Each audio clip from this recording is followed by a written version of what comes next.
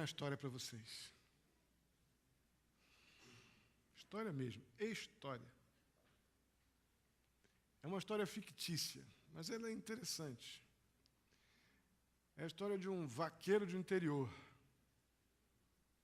Estava ele lá cavalgando, né, umas pastagens desconhecidas. De repente, ele se depara com uma linha de trem, obviamente com um trem. A princípio, ele ficou meio apavorado, porque ele nunca tinha visto um trem daquele tamanho antes, ou um trem. Na verdade, ele não sabia que existia trem, até então. Passado o primeiro susto, então, ele pegou seu laço, vaqueirão, né? Ele pegou seu laço, ó, e armou lá, jogou, rodou, e laçou o bicho, segurou o trem, você já imagina o que aconteceu, né? Tentou travar o trem, não deu. Foi arrastado por mais de 100 metros, se esfolou todo, se estrepou todo, e foi parar no hospital de uma cidade grande lá próximo dos lugares que ele estava lá. Muitos dias depois ele teve alta e resolveu então dar um passeio na cidade para levar a lembrancinha para a família, afinal de contas já estava lá, né? Aí andou pelo comércio e tal, chegou numa certa loja, ele se depara na vitrine com o quê? Com um trenzinho. Piuí, piuí, tic, tic, tic, né? Aquela armaçãozinha do trenzinho e tal, sendo demonstrado na vitrine, apitando e tal, que bacana o trenzinho. Ele olhou para aquilo, ficou nervoso, começou a respirar, achou um pedaço de pau, entrou batendo na vitrine, batendo no trem, pau, arrebentou tudo, assustou todo mundo, uma correria tremenda. Logicamente, ele foi preso, né? Foi levado preso e, depois de algum tempo, mais calmo, o delegado chama ele para que se explique. Aí o delegado chega, rapaz, o que foi aquilo? Ele, doutor delegado, o negócio é o seguinte, esse bicho é perigoso, doutor. Ele é perigoso, tem que matar enquanto é pequeno, porque depois que cresce, ninguém segura. Que situação. Lembra disso, para que a gente possa falar sobre isso aqui.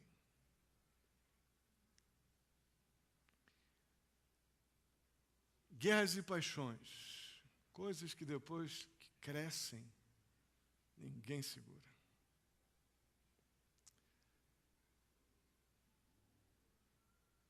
Quanto desafio há de pensar num contexto de um texto como esse, um texto conhecido de Tiago, capítulo 4. Podem abrir.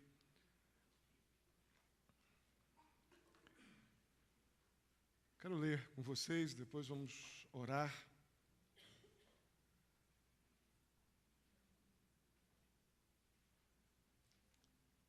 Tiago, capítulo 4, versos 1, 2 e 3.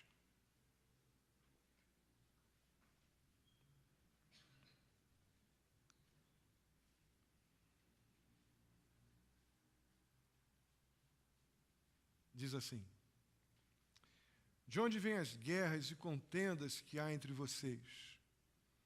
Não vêm das paixões que guerreiam dentro de vocês? Vocês cobiçam coisas e não as têm, matam e invejam, mas não conseguem obter o que desejam. Vocês vivem a lutar e a fazer guerras, não têm porque não pedem. Quando pedem, não recebem, pois pedem por motivos errados, para gastar em seus prazeres. Amém? Vamos orar? Senhor, obrigado. Deus, muito obrigado por tanto que o Senhor já nos deu nessa tarde e noite juntos aqui em Teu nome. Ó Deus querido, eu peço ao Senhor em nome de Jesus que sejamos profundamente tratados pelo Senhor, ó Pai, nesse tema tão delicado e tão comum, ó Pai, em nossas vidas, que tanto nos afligem, ó Pai, se não sabemos lidar com essas guerras e paixões. Ajuda-nos, ó Pai, a entender, nos ajude a aplicar, ó Deus, cada um a sua realidade, e que possamos sair daqui capacitados, transformados, renovados, encorajados e consolados pela Tua palavra, pelo Teu poder, pela Tua graça e pela Tua misericórdia. Assim eu te peço, ó Pai, em nome de Jesus. Amém. Vamos começar a pensar sobre esse assunto com duas perguntas.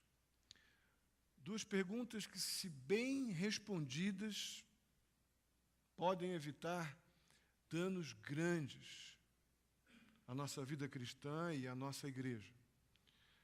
A primeira pergunta é: de onde vêm as guerras e contendas que há entre vocês? Puxa vida, uma senhora de uma pergunta. Uma pergunta que a gente acha que tem resposta rápida ou fácil para ela. Até nós temos a resposta, que vocês vão ver daqui a pouco, que o próprio texto nos dá. O que a gente não sabe é o que fazer com ela, com a resposta, até hoje.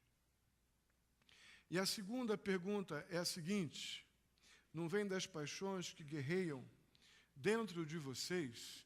Irmãos, essas são duas perguntas desconcertantes. Desconcertantes por quê? Porque essas perguntas estão sendo feitas para crentes.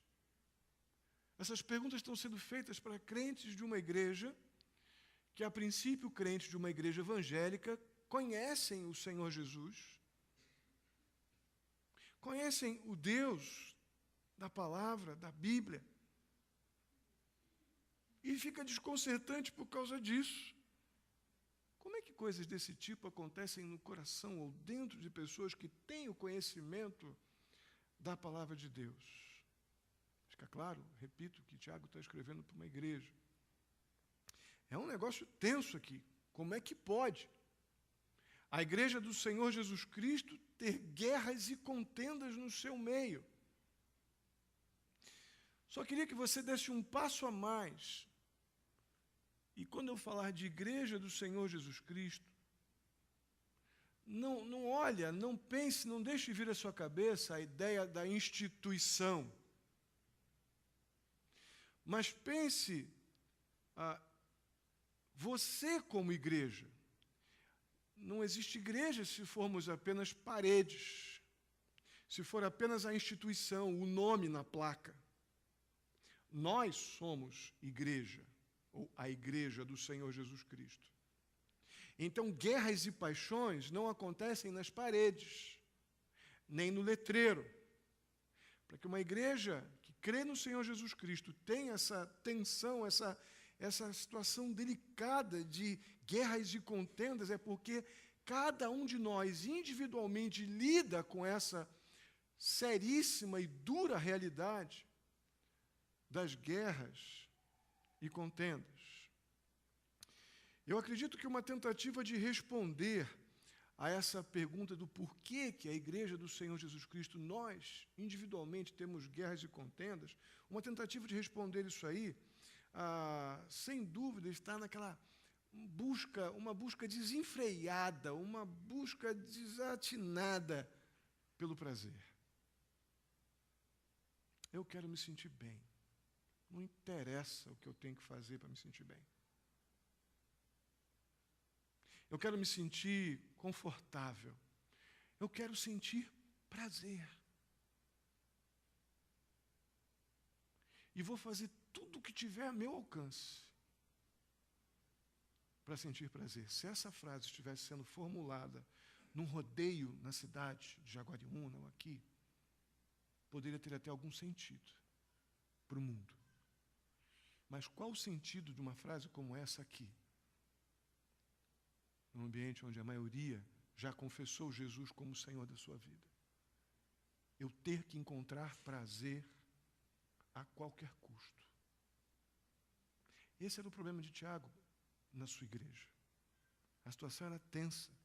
A ideia da autossatisfação, ela é muito forte. O prazer a qualquer preço não é uma coisa nova.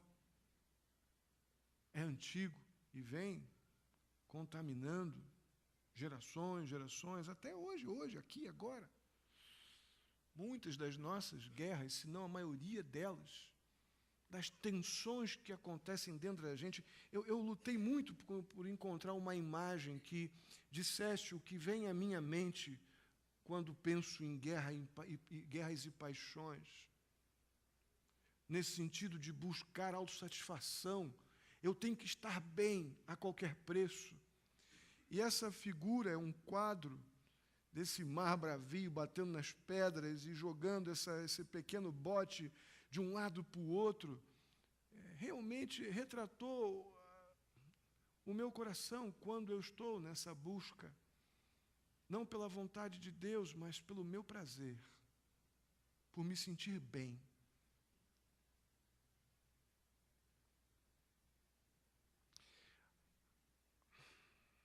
A vontade própria, o desejo pessoal do ser humano, sem o controle divino,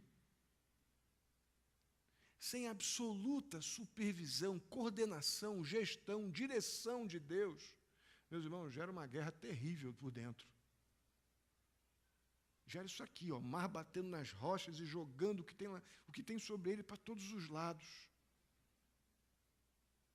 Um desejo profundo, sem a supervisão divina, faz a gente guerrear pelos nossos direitos, pelas nossas vontades, de uma maneira descontrolada. Eu acho que Tiago está escrevendo ou descrevendo esse tipo de conflito lá na igreja dele.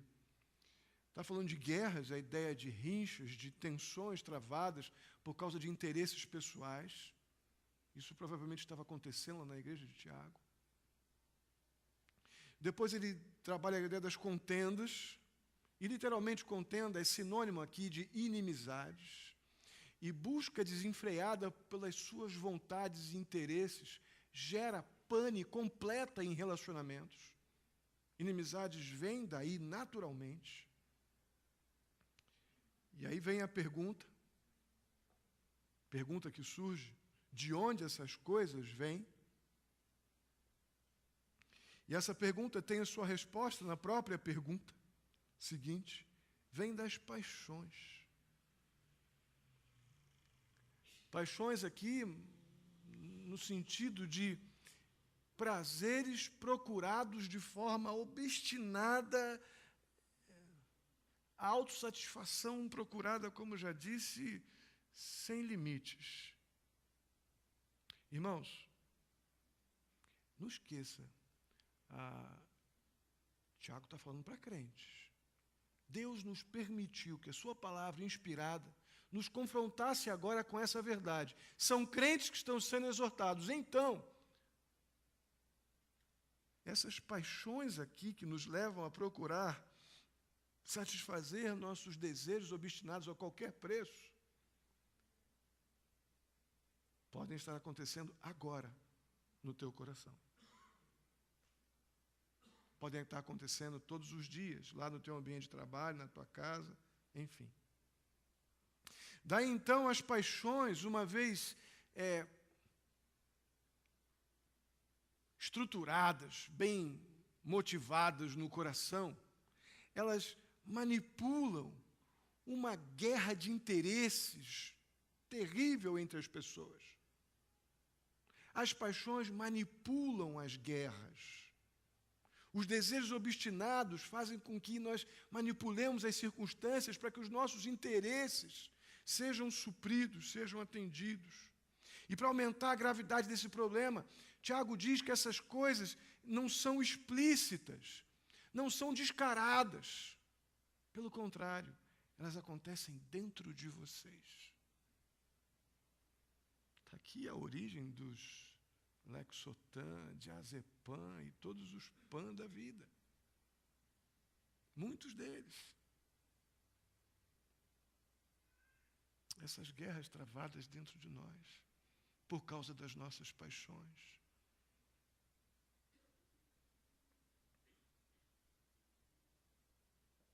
Por favor, não me entenda mal. Se alguém tem diagnosticado uma enfermidade que precisa tomar alguns desses remédios, tome seus remédios. O que eu estou dizendo, já falei muitas vezes aqui nessa igreja, que na maioria das vezes a gente entra nessas guerras na alma, essas coisas ocultas, mas que são frutos das nosso desejo desenfreado por felicidade, do nosso jeito, da nossa forma, que fazem com que essas guerras dentro de nós aconteçam e uma vez essas paixões consolidadas, elas manipulam nossos interesses de uma forma terrível e sofremos.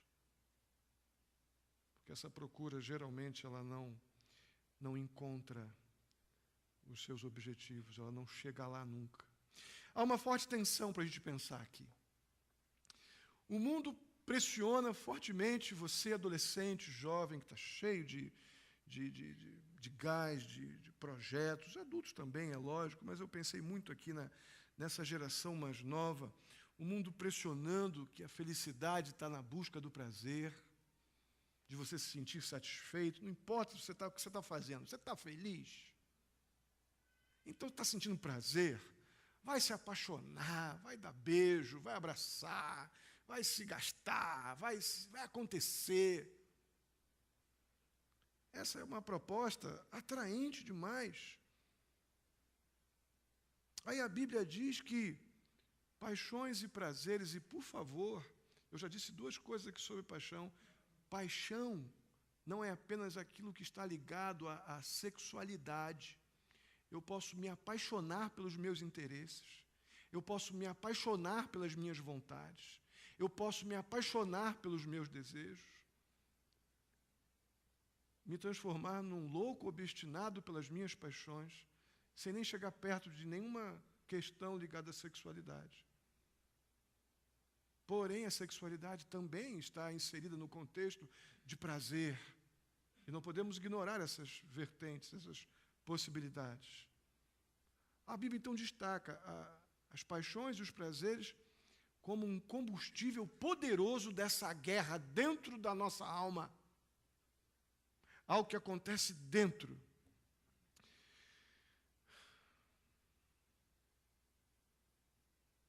Meus irmãos, a Bíblia, ela está falando ela está querendo fazer a gente pensar num amor bíblico verdadeiro e num deleite das coisas legítimas que geram prazer e contentamento. Ela está querendo falar de maneira sobre paixões e prazeres, não condenando as paixões e os prazeres, mas tentando nos direcionar àquilo que não funciona das paixões e dos prazeres, ou seja, quando é movido apenas para satisfazer meus interesses, minhas vontades, meus desejos a qualquer custo. Porque tem coisas legítimas num verdadeiro amor, logicamente. Tem coisas legítimas num prazer legítimo ou genuíno. A questão é que a Bíblia está falando de algo aqui, nesse trecho de Tiago, não a parte boa das paixões e dos prazeres, mas está falando da parte ruim. Aquilo que monopoliza nossa vontade, nos destrói. Algo que pode, em vez de construir, destruir. E se a gente pega o que Paulo diz para Tito sobre paixões e prazeres, a gente vê que não é toda paixão e prazer que é boa ou que é bom. Pelo contrário. Paulo a Tito diz assim: houve tempo em que nós também éramos insensatos e desobedientes. Vivíamos enganados e escravizados, por quê? Por toda espécie de...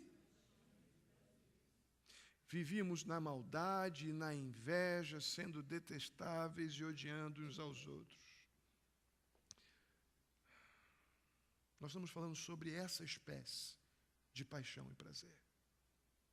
Essa que escraviza, essa que engana, essa que desperta o que eu tenho de pior, que é a maldade, desperta meu potencial terrível de invejar, desperta o meu potencial de odiar, de detestar alguém que possa estar se interpondo entre a minha vontade obstinada de encontrar prazer.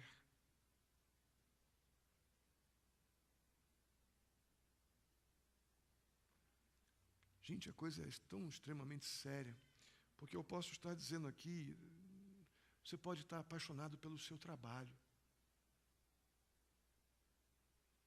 Você pode estar apaixonado pelo sucesso profissional. Você pode estar apaixonado pelos seus sonhos. Talvez sonhos que tenham começado super legítimos. Quer ver um sonho bom à beça, legítimo, bíblico, natural, que se for desconectado disso que eu disse há pouco, da coordenação, da supervisão divina, se transforma numa arma na minha alma, gerando todo tipo de guerras. Vou dar alguns exemplos, pelo menos 2. Você pede a Deus um namorado. Jesus, me dá meu príncipe. Pedidão. Normal. Bíblico. Aos meninos, Jesus. Já vai começar a reclamar, vai começar a me olhar torto ali. Me dá minha princesa. Né? Legal. Aí vai o Senhor e dá o seu príncipe, dá a sua princesa. Aí o pastor fala para você assim, antes de namorar, bicho, seguinte, dá um tempo para saudade. Não se vê todo dia. Deixa para se ver na igreja. Leva na sexta-feira para tomar um sorvetinho lá no shopping, se você tiver grana. Faz as coisas com sabedoria. Vai devagar, deixa Deus ir construindo uma amizade verdadeira, sólida. Aí você não ouve o pastor. E faz as coisas do teu jeito, se vê todo dia, busca no trabalho, busca na escola, busca como se a pessoa fosse uma aleijada paraplégica. Que ela não anda mais se você não buscar, se não pegar. Aí você não consegue mais controlar suas emoções, seus desejos por prazer. Inicialmente só por estar do lado, mas daqui a pouco é por passar, por apertar um pouco mais e assim vai. Aí uma coisa que começou legítima, uma bênção. Você já não ora mais, você já tem vergonha de falar, passar perto do pastor, porque o pastor pode confrontar e vocês vão ter que responder, aí começa a não ir mais à igreja. Aí vai procurar uma outra igreja que ninguém te confronte. O ciclo, ele só vai nos levando cada vez mais para uma desconstrução de algo que podia ser maravilhoso. Essa é a saga da paixão nessa área. Quer ver uma outra área? Senhor, me dá um emprego. Jesus, eu quero muito um emprego. O sonho da minha vida é aquele emprego. Aí você trabalha, estuda, corre atrás, Deus te dá um emprego. Aí começam as cobranças. A cobrança vem, não tem jeito. Você já sabe o que eu vou falar. Daqui a pouco, teu emprego é maior que o teu Deus. Teu emprego é maior do que teus comprometimentos com a causa do teu rei. Aquele que até ainda há pouco estava jurando que você ia ao Senhor, se o Senhor me der esse emprego, eu vou fazer tudo pelo Senhor. Começa legítimo. Vai lembrando do trenzinho. Começa pequeno, mas quando ele cresce... Gente, a gente sabe disso. Temos que parar de ser inocente e começar a tratar pecado com mais seriedade. É horrível sentir essa coisa torturando a gente na alma. Essa guerra dentro da alma, ela é muito ruim.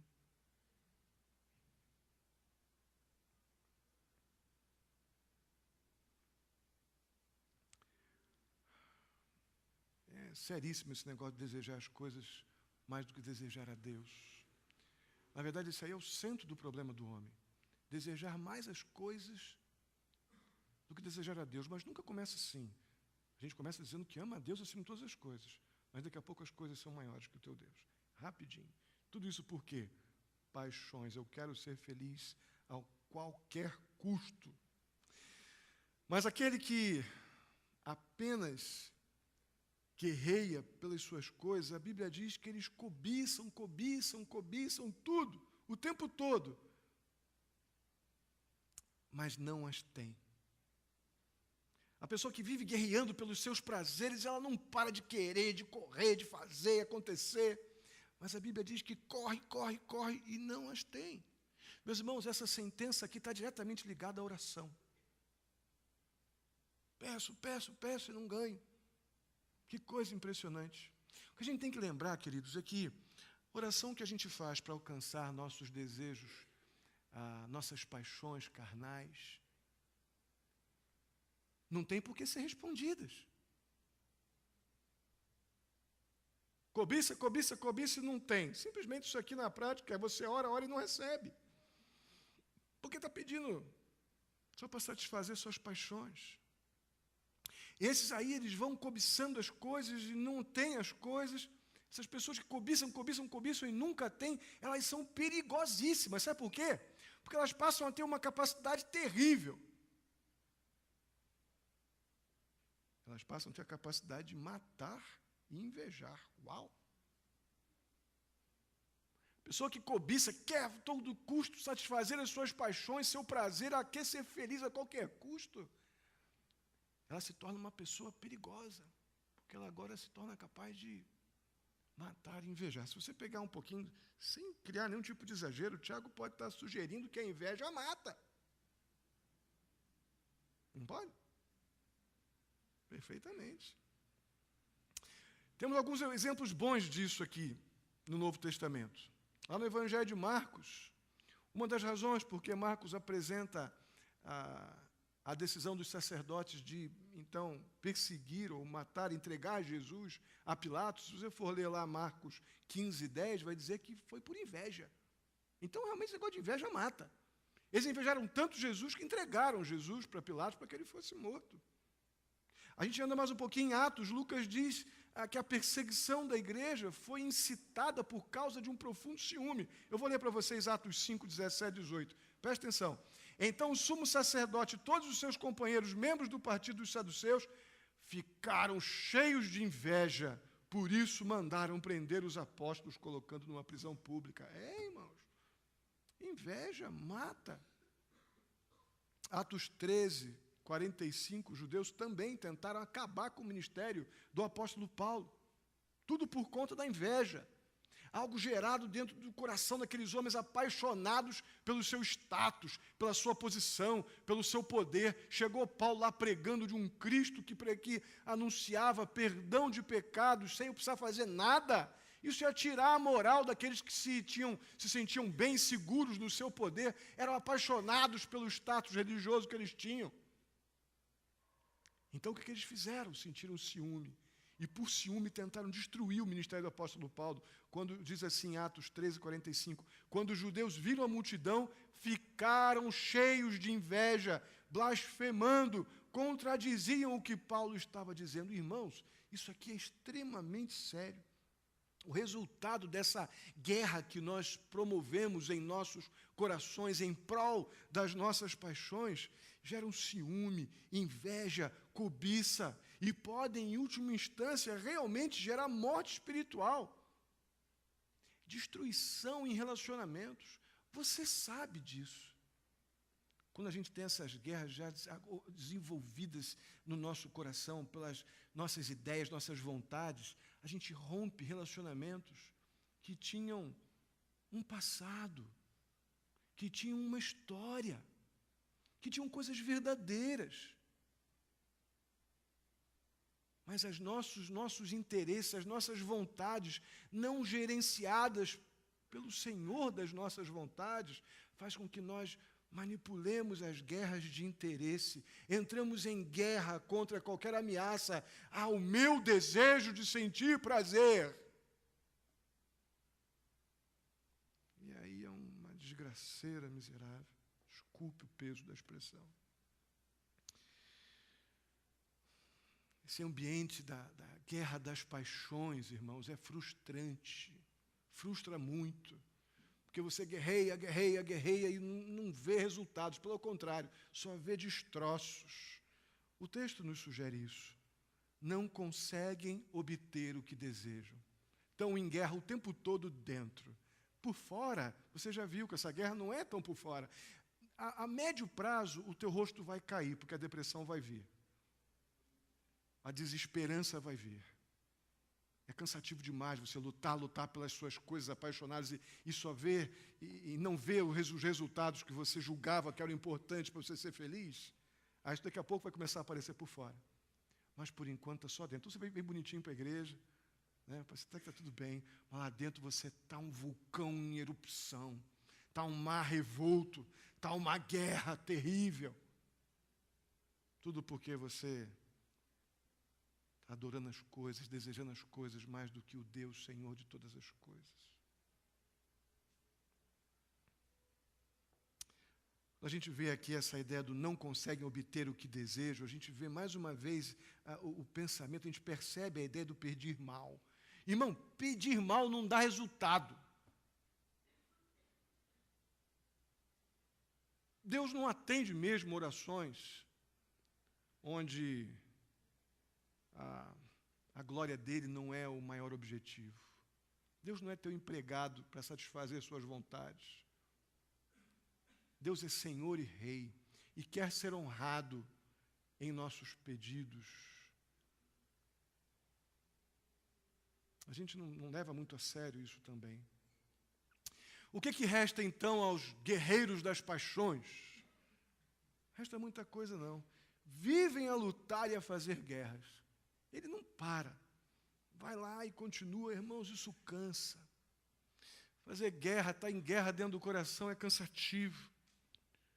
Não somente cansa, mas destrói. A gente fica amargo, destrói convivências, relacionamentos. Eu creio que essa frase aqui reforça o fato de que essa busca desesperada pelo prazer, obstinada pelo prazer, pela inveja, gera um descontentamento muito grande, produz um alto grau de frustração, e eu tenho convicção que gera muita violência. Uma pessoa frustrada por não alcançar o seu projeto de prazer, ela grita, ela ameaça, ela soca, ela bate, ela ofende, se torna uma pessoa muito violenta. Irmãos, o assustador aqui que a gente está falando para crentes.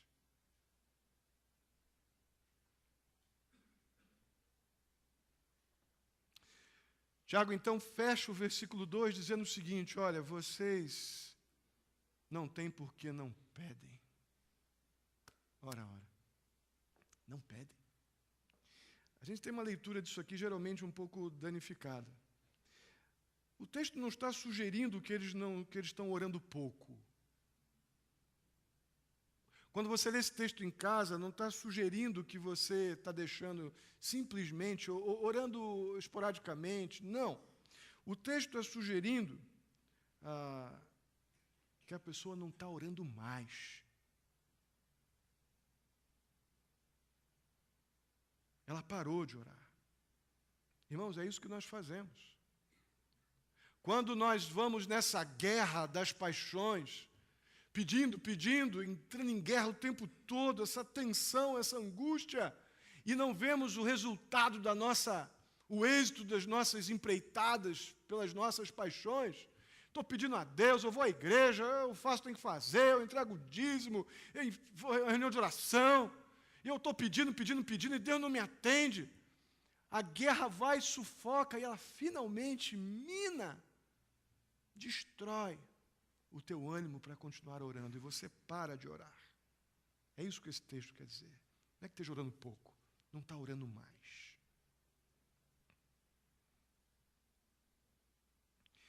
Amados, quando Deus não responde a nossa oração, a tendência é essa mesmo. A gente vai pedindo, Deus não responde, pelo menos como a gente imagina, né? Deus não responde, aí simplesmente a gente para de orar. Orar parece não fazer diferença nenhuma. Parece meio simplista esse negócio de orar. Não está resolvendo. A questão é que a gente não tem que parar de orar. É uma decisão errada. Porque a gente tem que procurar entender por que Deus não está respondendo, pelo menos da forma como eu espero. O que está acontecendo? Eu amo a Jesus. Estou com essas guerras aqui por causa de pecado meu. O problema não é meu, não é de Deus. Deus continua bom. Essa obstinação por prazer, por querer as coisas do meu jeito, adorando mais os meus desejos do que o Deus da minha salvação, não pode trazer grandes resultados. Começa a refletir, começa a pensar. Aí Tiago dá uma resposta muito legal para os desesperançados. Os que estão orando ou não estão orando mais por causa da ausência de respostas, segundo o seu sentido, que a gente pensa que não tem resposta, né? Eu digo isso muitas vezes, mas Deus sempre responde. É que a gente tem hábito de reproduzir a resposta de Deus quando a resposta é sim. Mas quando Deus não responde, o que você imagina que seja a resposta? Quando Deus não responde? A resposta é? Não. Mas se a gente não gosta, né? Isso a gente aumenta só a guerra, né? Então, a gente não quer, a gente proíbe Deus de dar não para a gente.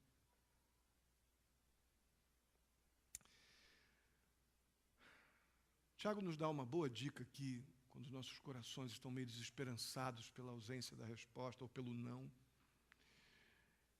E ele diz que o motivo do silêncio de Deus são pedidos errados. Quando pedem, não recebem, porque pedem pelos motivos errados, para gastarem seus prazeres. Temos que entender isso. Primeira coisa que temos que entender: Deus não é um estraga-prazeres celestial. Amém? Não é, pelo contrário. Deus é tão maravilhosamente bom que Ele nos dá a condição de desfrutar de tudo que o verdadeiro prazer legítimo pode dar, das coisas que trazem realmente honra a Ele. Mas tem outras coisas que a gente busca, e talvez a maioria delas não tem nada a ver com Deus. Tem apenas com as minhas guerras, com as minhas paixões obstinadas, a minha vontade a qualquer custo de ser feliz, e Deus que não se meta. Ou pelo menos, concorde comigo. Meus irmãos, se Deus respondesse positivamente a tudo que a gente pede, muitas vezes Ele estaria simplesmente cooperando ou promovendo meios, providenciando meios, para que nós pecássemos contra Ele mesmo. Se Ele nos desse tudo o que a gente pede. Eu acredito mesmo que a oração plenamente endossada, confirmada por Deus, ela precisa estar identificada com a oração que Jesus fez lá no Getsêmani. Lembra o que Jesus fez no Getsêmani?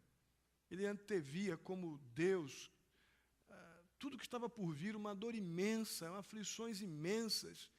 Ele virou para Deus: Senhor, se puder, me livra dessa, porque eu sei que vai ser duro demais. Mas como é que ele completa lá em Mateus capítulo 26, 42? Mas que seja feita e não. Eu já ouvi, vocês devem ter ouvido também, que crente que ora assim não tem fé. Já ouviram isso?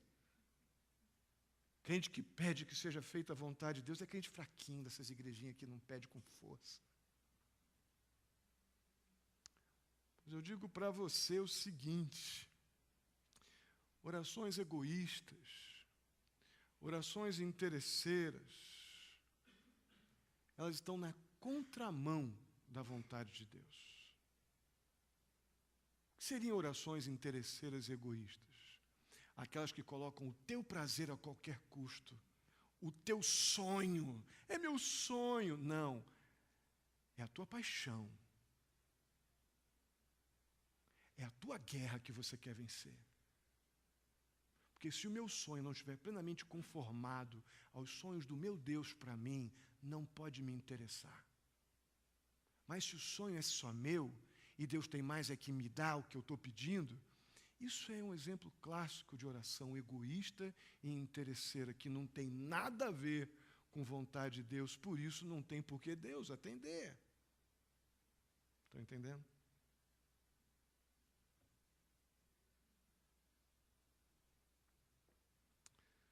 Certamente você já deve estar identificando aqui nesses versículos resposta para algumas angústias que a gente passa. Você já deve estar encontrando algumas boas respostas para as angústias que talvez estejam acontecendo hoje, essa semana, agora. É possível.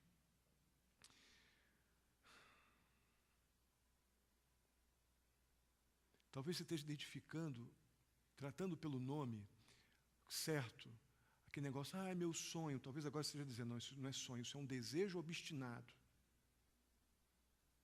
Isso é uma autossatisfação, eu quero estar feliz ou ser feliz, é puro egoísmo, se eu posso chamar egoísmo de puro.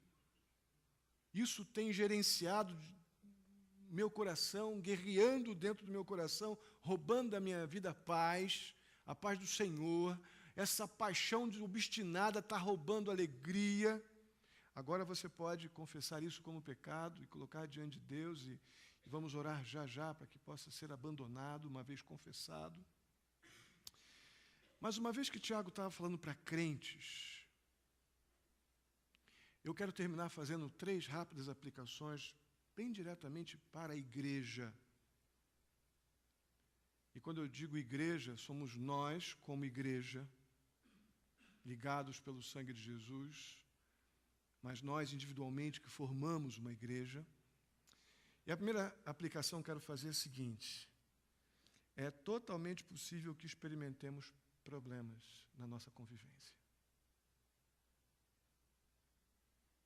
Está no texto.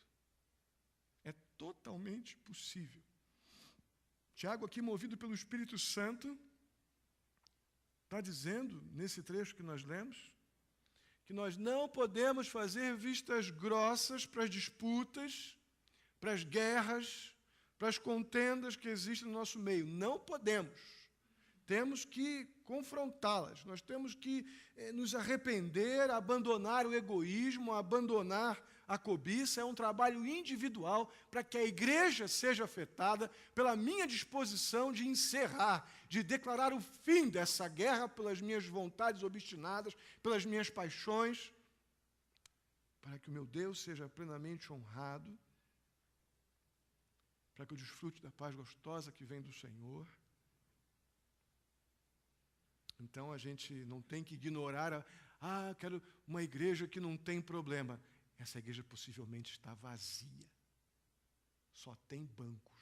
Porque se tiverem pessoas lá, vão ter pessoas lutando com as suas guerras.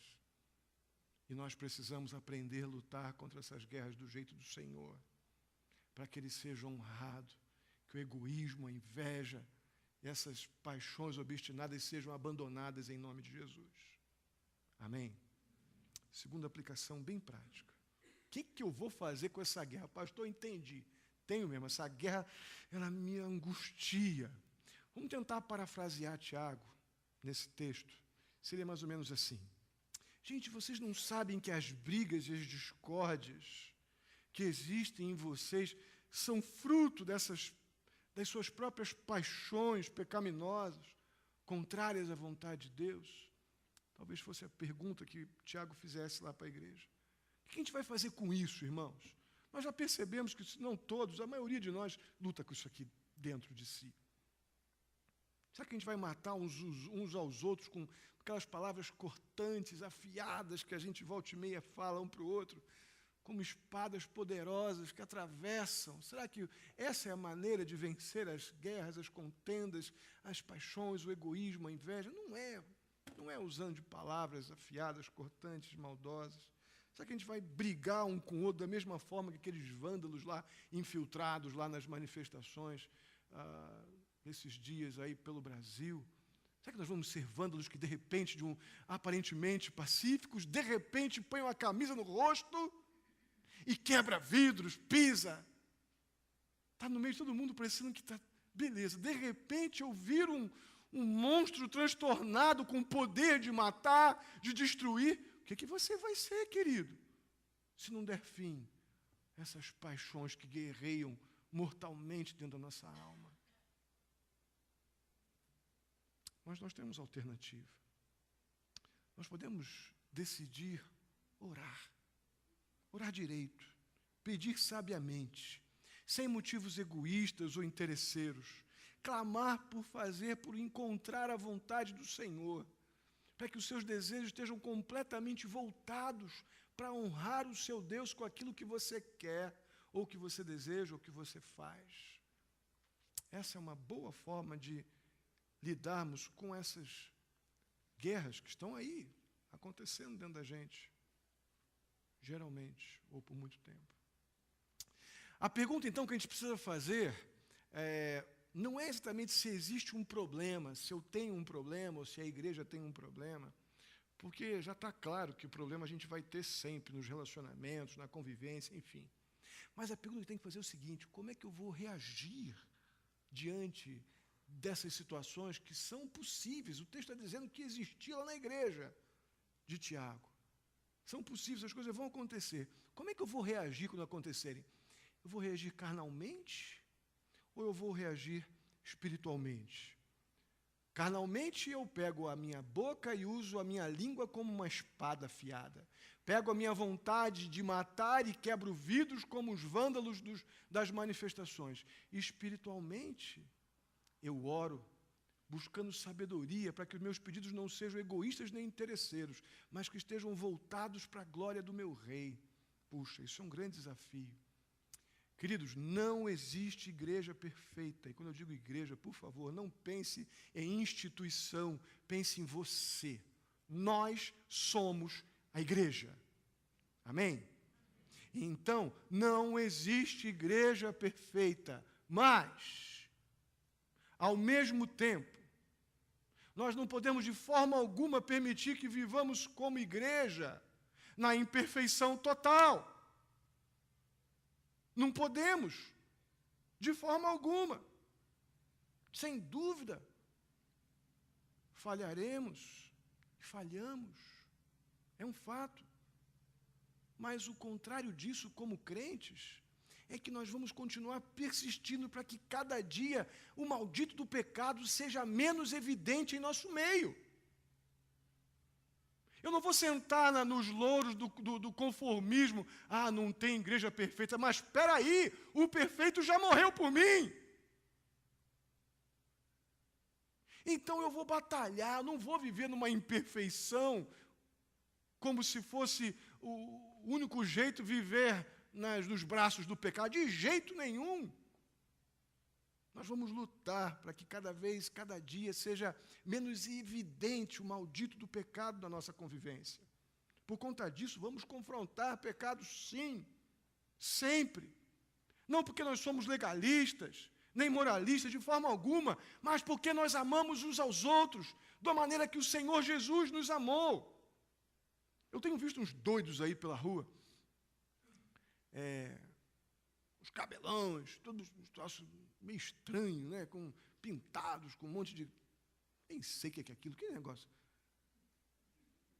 Negócio bem louco. Aí eu viro para o Felipe Alcione assim um dia desse. Bem, olhei com o coração sentido. Um cara desse não tem amigo. Se você tivesse um amigo de verdade, dizia, pecado está muito feio, vai para casa ajeitar isso. Não tem amigo. Gente, nós temos que ter esse vínculo de comprometimento, de zelar, confrontar um ao outro, para que nós não sejamos a igreja que está sentada nos braços a igreja é assim mesmo, a igreja não é perfeita, peraí, mas o Senhor da igreja é. E eu vou lutar para confrontar o meu irmão, se for necessário, em alguma área de pecado, por causa do amor de Cristo. Se eu amo, eu vou dizer, está feio, nego. Está feio. Muda que está feio. Quero te ajudar. Vamos juntos. Meus irmãos, a inveja e a cobiça destrói a comunhão. Arrebenta a comunhão. Por amor a Cristo, nós precisamos lutar para eliminar essa maldita paixão que nos faz cobiçar e invejar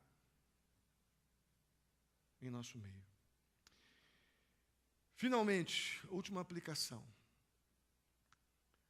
A oração precisa ser a nossa arma para que seja utilizada a todo instante.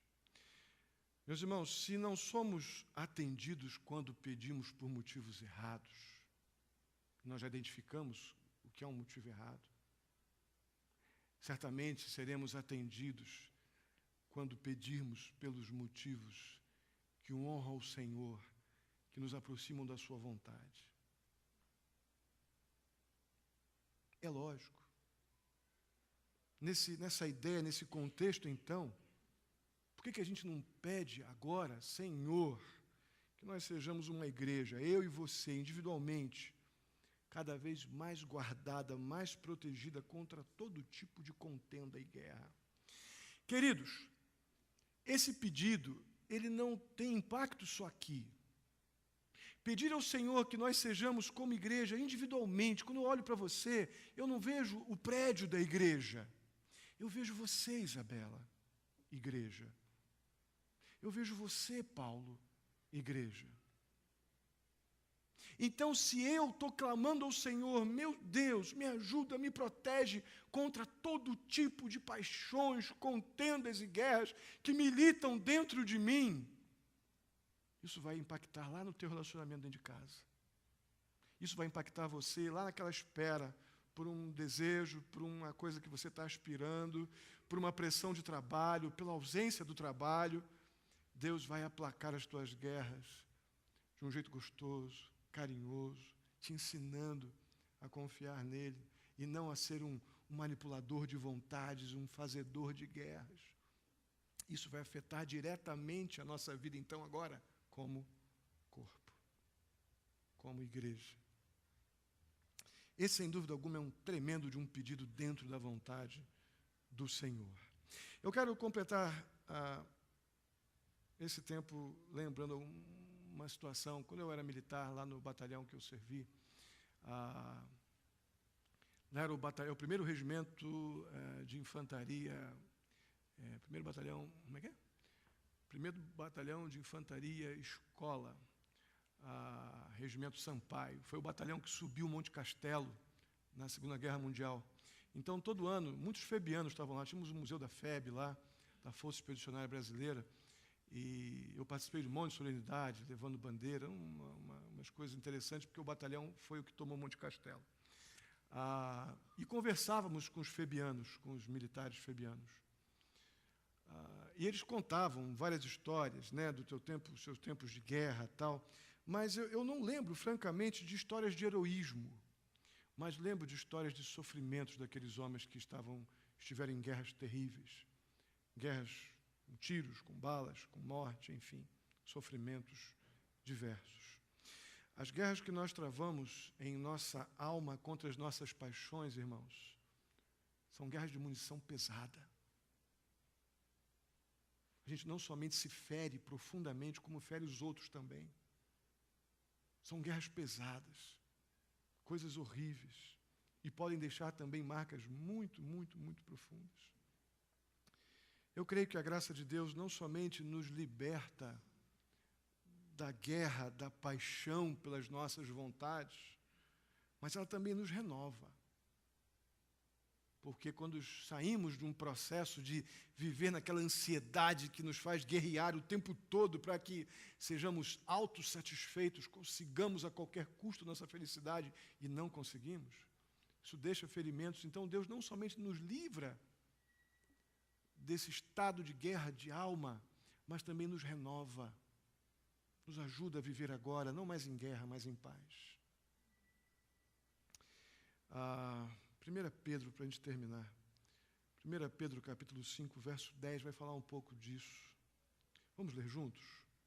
O Deus de toda a graça, que os chamou para a sua glória eterna em Cristo Jesus, depois de terem sofrido durante, os restaurará, os confirmará, lhes dará força e os porá sobre firmes.